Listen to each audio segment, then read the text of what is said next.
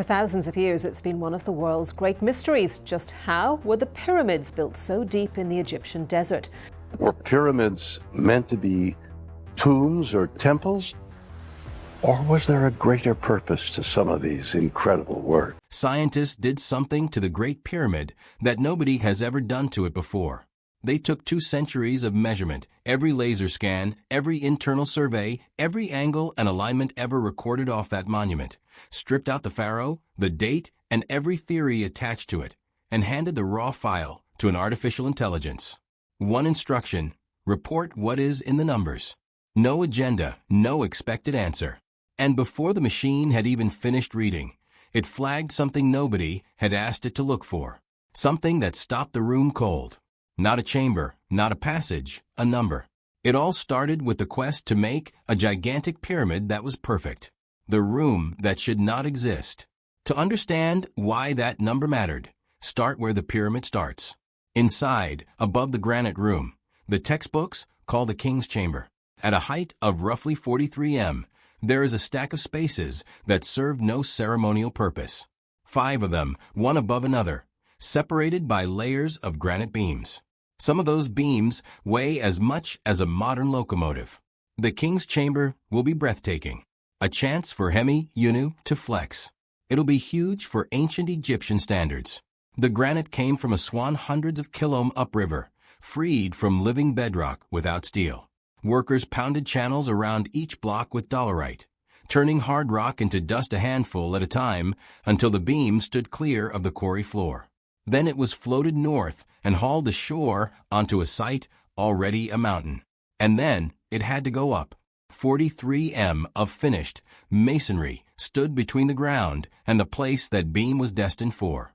No crane, no steel cable, rope, timber, ramp, and muscle. And no margin for error, because a granite beam that size does not get a second attempt. It landed right. All of them landed right. The joints are tight enough that a sheet of paper would struggle to find a way in. And the rooms they enclose are empty. No inscription, no grave goods, no body. The only writing is quarry graffiti. Crew marks daubed in red ochre on hidden faces of the stone. Those marks are some of the strongest evidence anyone has that Khufu's people built this, because they include his name in places nobody could have faked without dismantling a pyramid to reach them. The Great Pyramid is equivalent to the Empire State Building of its day. It reaches 480 foot tall, and for about 4,000 years, it is the tallest man-made structure on the planet.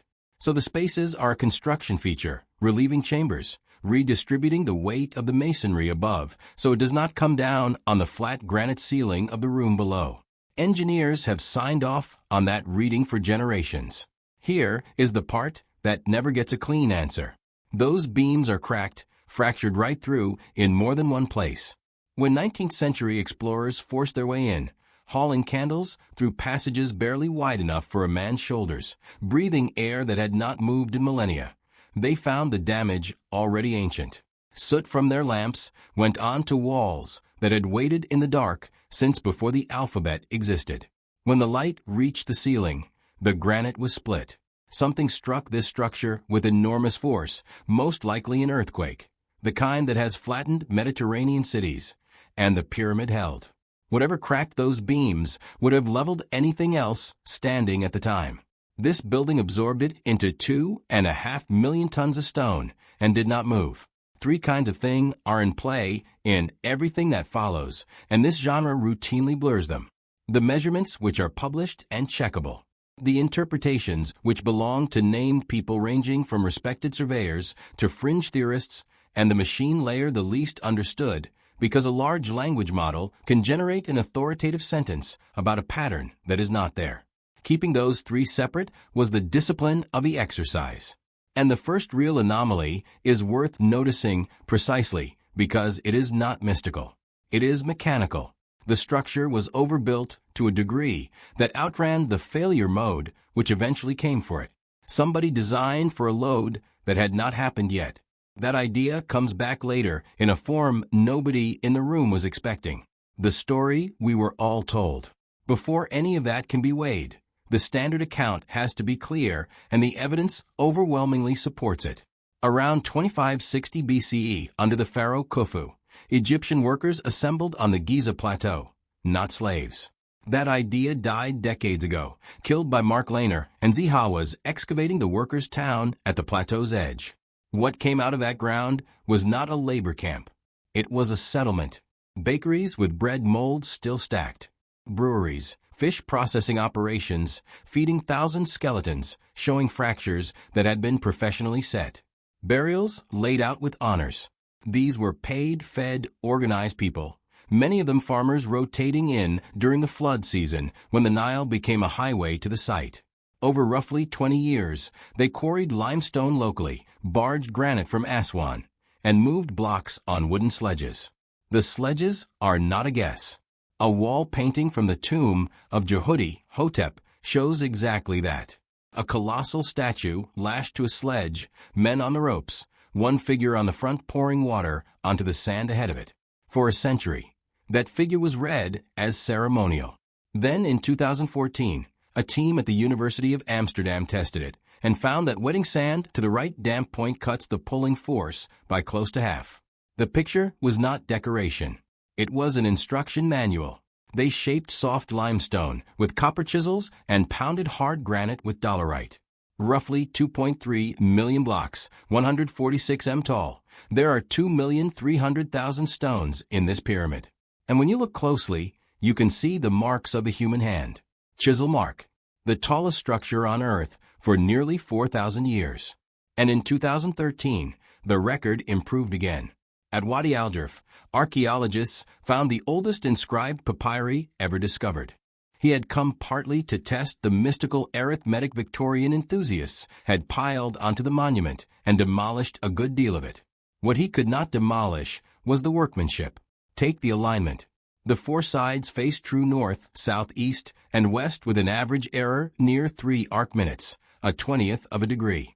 There was no compass and no convenient pole star overhead, because precession had shifted the sky out from under any such shortcut. Glenn Dash and others have shown the accuracy is reachable through careful stellar observation or by tracking the sun's shadow across the autumn equinox. Real methods entirely human. But knowing a thing is achievable and seeing how tightly it was executed are two different experiences.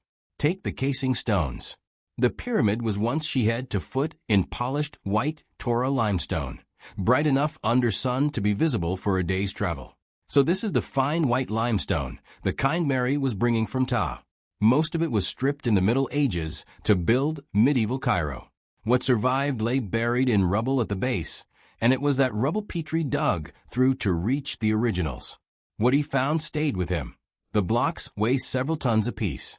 The joints run to a hairline filled with a cement film thinner than a fingernail. He described the accuracy as equal to opticians' work on a scale of acres and admitted in print that he could not account for how it had been achieved by hand. He ran his measurements along the seams, looking for the drift hand fitting always produces, and the drift was not there. More than a century later, it still has not been explained. And inside, the descending passage runs hundreds of feet through solid masonry and on into living bedrock with a deviation measured in fractions of an inch. A board driven blind through a mountain of stone, holding its line the way a laser holds a line. Any one of these has a plausible human explanation. Skilled masons, generations of accumulated craft, obsessive quality, controlled by a state that could throw the wealth of a nation at one building. The argument that put this data in front of an artificial intelligence is narrower than it sounds. The explanations are always offered one at a time. Each anomaly with its own paper, its own specialist, its own answer. Almost nobody sits down with the whole set at once and asks what it looks like together. A machine has no career to protect, no textbook to defend, no reputation riding on the answer. It does not care whether pharaohs or something stranger set the stones. It only cares about the numbers. And the first number it cared about was not one anybody had flagged. What the machine found first. It surfaced on its own out of the relationship between the two most basic dimensions the building has. Take the perimeter of the base, the full distance around all four sides at ground level. Divide it by twice the height. The result is pi, not roughly pi. Not close enough to be interesting. Pi to within a fraction of a percent. The reaction in the room was not wonder. It was suspicion. The obvious explanation for a result that clean is a mistake in the input. A conversion applied twice, a decimal drifting in transcription, a height taken to the original apex, rather than the truncated summit standing there now. So the team checked the source data. It held. They checked it a second time against a different survey entirely in case one corrupted data set had produced one beautiful coincidence. It held. They checked it a third time, working the arithmetic by hand rather than trusting any software in the chain, because the possibility that the machine had invented a satisfying answer was live and serious. It held. And it is startling because the Egyptians left behind their mathematics. The Rin papyrus survives, and their method for handling circles with it. A practical approximation, not a named constant. The card is kind of a circle in which the Egyptian people used to place the name of the ruler. There is no hieroglyph for pi anywhere in the record. For anyone who finds that as difficult to put down as the researchers did, this is the moment to subscribe because the file only gets stranger from here. There is, however, a deflating explanation, and it is a good one. It is not new, and the machine did not invent it. It has sat in the literature for decades. If distance is measured by rolling a drum of known diameter and counting rotations, while height is measured in a straight unit like cubits, then the mathematics of a circle is baked into the finished building automatically. The ratio appears because a wheel was involved, not because anyone understood what pi was. There is a second version many Egyptologists prefer. Simpler still, the Egyptians specified slopes using the sect head, a ratio of run to rise in palms and cubits. Choose a sec of 5.5 palms per cubit, a natural round number for a builder, and pi falls out of the completed geometry as a side effect. No lost genius, no forgotten science. A construction convention leaving an accidental fingerprint. That should have closed the file. The machine was not done because pi was not the only constant in the stone. And the second one does not come from a wheel. The second constant, working through the proportions of the king's chamber, the granite box buried deep inside the building, the system flagged a second relationship. This one is not a rolling artifact. No counting drum on earth produces it by accident, because it does not come from rolling anything. 5. The golden ratio. Roughly 1.618. The proportion people find in the spiral of a shell. The seed arrangement of a sunflower, the branching of a tree, the number so many cultures have called divine because it seems written into living things. It shows up in the chamber's proportions between the room's length and width and between its diagonals and sides. The room is a clean 1x2 rectangle in plan, and that shape generates phi as a matter of pure geometry. It arguably shows up again in the pyramid's cross-section in the slant height of a face against half the base. So the file now held two constants, two of the most fundamental numbers in mathematics from different families produced by different physical processes, both present in one structure raised by people who, according to the textbooks, had access to neither. One number could be an accident of method. 2. The argument runs begins to look like a signature. Before that could be entertained, the geometry had to survive a human check. An engineer was handed the chamber dimensions with the software removed entirely. No model, no analysis, just the raw measurements and instructions to work the proportions through by hand. Because a system that can fabricate a coincidence had already been caught doing exactly that elsewhere. He did it the slow way. Paper calculator. The room reduced to lines and the lines to ratios, then recomputed from a different starting dimension to see whether the agreement was structural or an artifact of where he began. He carried it further than he needed to, hunting for the decimal where the elegance would break down. It did not break down. What he offered at the end was not a theory. It was an observation. He said that whoever laid out that room understood proportion at a level he associated with trained mathematicians. And he said he could not see how it had been done by trial and error, because trial and error leaves errors behind. There are none. 2 million blocks. Decades of work. A chamber cut from granite hard enough to dull modern steel. Assembled by men working in the flicker of oil lamps in a space that had to be right the first time because nothing could be adjusted afterward.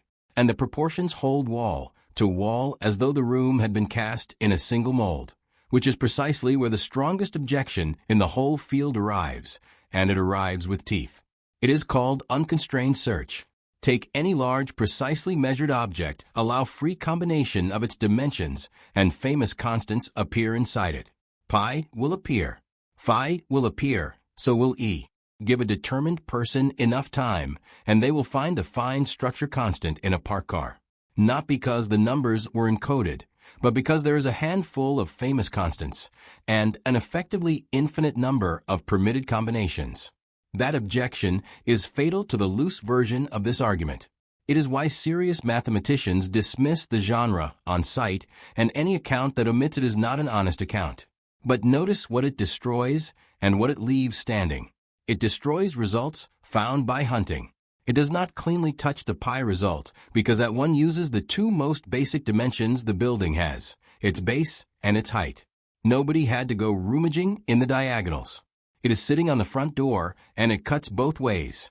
If constants can be found in anything, the only meaningful test is whether a pattern holds when the search is constrained in advance. So the researchers constrained it and pointed the machine outward where it stops being about one building. The common assumption is that mainstream archaeology has this solved on the question of who built it and when. That is correct, and the comfort it provides is earned. The next stage of the analysis had nothing to do with who built it. The Great Pyramid on the Giza Plateau is an astonishing construction. The machine was given the coordinates, the precise position of the pyramid on the surface of the earth, and a single question. Does the location itself carry a pattern on its face? Strange. A building is where a building is. But the site had to be chosen, and the researchers wanted to know whether the choice encoded anything beyond convenience. What came back first has circulated online for years, and it is the weakest link in the chain. The pyramid's latitude, written in decimal degrees, matches the digits of the speed of light in me/s. It is a real numerical match, and it takes half a minute to verify. It is also almost certainly meaningless. The meter was defined in revolutionary France in the 1790s. The second descends from Babylonian arithmetic. Decimal degrees are a modern convention. For that correspondence to carry a message, the builders would have had to anticipate three unrelated unit systems, invented thousands of years after their civilization ended. What it actually is a numerical pun, real entertaining evidence of nothing. The machine surfaced it as a correspondence because a correspondence is all a machine can honestly report. A machine does not claim, it measures. The claiming is the part human beings add afterward. That result was set aside. The next one could not be the line across the world. Because when the system was asked to extend a path outward from the pyramid along a bearing set by the structure's own alignment and follow it across the curve of the earth, it did not return. One lonely coincidence sitting in empty space. It returned the beginning of a line. Picture what the researchers watched as it drew. The bearing leaves the plateau and crosses the Nile. And for a long stretch, there is nothing beneath it worth noting. Desert scrub. The emptiness. Any line drawn across a planet mostly passes through. Then it touches the ancient mounds of the Near East and the oldest carved sanctuaries anyone has ever found. Enclosures raised by hunter-gatherers who, according to the textbooks, had not yet learned to farm. Gobsi predates the pyramid by roughly 6,000 years. The line kept going. It crossed open water, thousands of miles of it, a distance that in the ancient world was not a journey but a boundary, and came down on the far side of the planet on South American terrace complexes where blocks are fitted so tightly no blade will slide between them. The machine did not conclude that these places were connected. It reported something narrower and stranger. The angular relationships between them, distances measured along the surface of a sphere, bearings from one to the next, did not scatter the way random points on a globe scatter. They clustered. They repeated. They fell again and again on the same clean fractions of the Earth's own circumference. Consider what that would require if it held. To place one monument on one continent and another thousands of miles across open ocean, so that the distance between them is a deliberate fraction of the size of the planet. The builders would need to know the size of the planet. They would need to have measured a sphere they could never see from outside accurately enough that the error did not accumulate across a quarter of the world. Then they would need the means to cross it and a reason to want their buildings to speak to one another in the silent language of geometry. None of that is supposed to have existed. Not then, not for thousands of years afterward. An engineer who reviewed the trace network put it flatly. If a modern firm were asked to position structures across the globe to those tolerances using nothing but pre-satellite instruments, he said it would rank among the most demanding surveying projects imaginable. The relationships were too consistent to wave away and too precise to explain.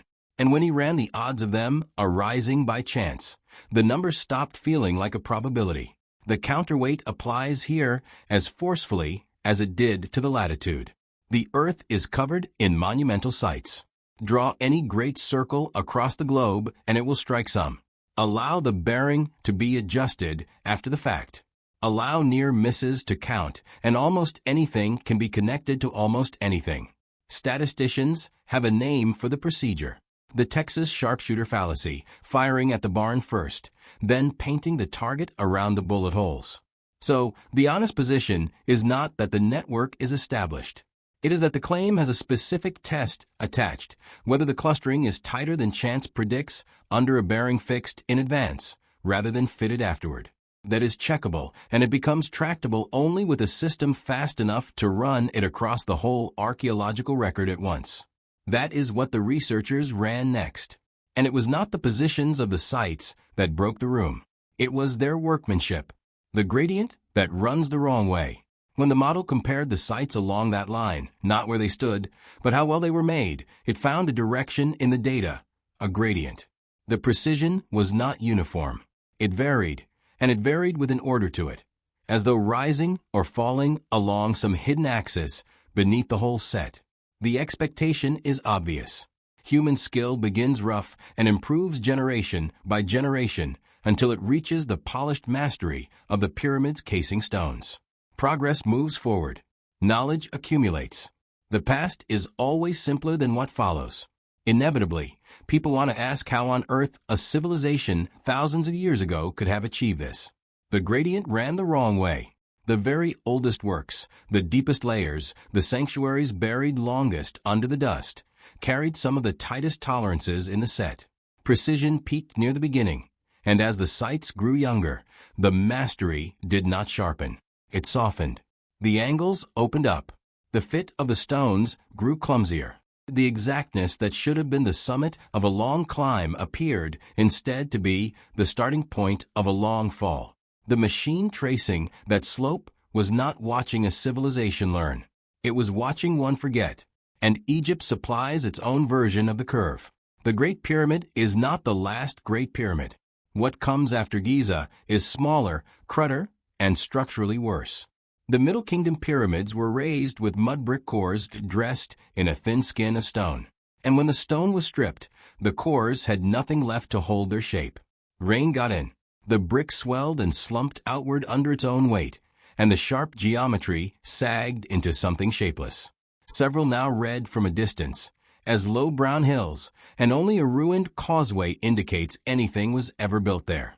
Egyptologists explain that decline with economics, politics, and shifting religious priorities, and those explanations are sound. But the shape of the curve is not in dispute, only its cause.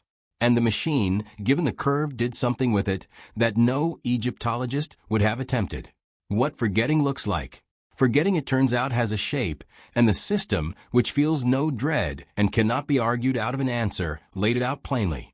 It took the tightest work, the earliest and most perfect joints, and assigned them a date not by the conventional timeline, but by the slope itself, extending the gradient of decay backward to where the precision would have been born, to where the fall began. That point did not land in the age of the pharaohs. It did not land anywhere in the 4,000 years taught as history. It landed far beyond it in a stretch of the deep past the textbooks leave almost blank. The end of the last great cold when the ice was breaking and the seas rising fast and violent. When something happened to the world that the oldest surviving stories remember only as a flood, the nature of that result needs stating precisely. It is an extrapolation, not a measurement. The model taking a trend and running it backward past the edge of the data, which is the most dangerous operation available in statistics. But the window it lands in is not empty of serious argument. The Younger-Duss impact hypothesis proposes a catastrophic event around 12,800 years ago. It is contested, fought over hard in the literature, and has been for years. It is not crankery, and it sits almost exactly where the slope points. So the suggestion on the table was not that skilled people built a pyramid. It was that the skill itself was a survivor, inherited, already finished, from somewhere further back, then copied the way a language comes down to children who no longer know the meaning of the oldest words they speak. Worn smooth by repetition, still carried, still sacred and no longer understood. On that reading, the pharaohs were not the authors. They were the last stewards of an inheritance whose origin they had already lost. They were the archive. An engineer who reviewed the decay curve put it flatly. In his entire career, he said he had never seen a manufacturing tradition improve into the past and degrade into the future. Every technology human beings have built gets better with time, or it dies. This one did neither. It arrived, finished, and then bled out slowly across the centuries. That is not how invention behaves. That is how a memory behaves. Which raises a question nobody had thought to ask of a building. Not how it was made, but what it was for. The message in the stone. Because a message that decays is still a message. And the model, having found the constants and the network and the impossible starting date, turned to the thing the room had been circling. The possibility that the geometry was not decoration and not accident, but was written to be read. That the alignments across the planet, the angles pointing at other angles, the ratios in the stone that echo the ratios in the sky, were not a builder showing off. They were instructions left for someone arriving long after the forgetting. Someone with tools sharp enough to notice. Someone perhaps like the machine finally built to look. And what the pattern encodes on that reading is not a warning about a place. It is a warning about a time. A single recurring interval repeated in stone after stone across continents that had no contact. A cycle, a return. Because the sites are not aligned to where the stars are now, but to where the stars were then at the moment of the fall.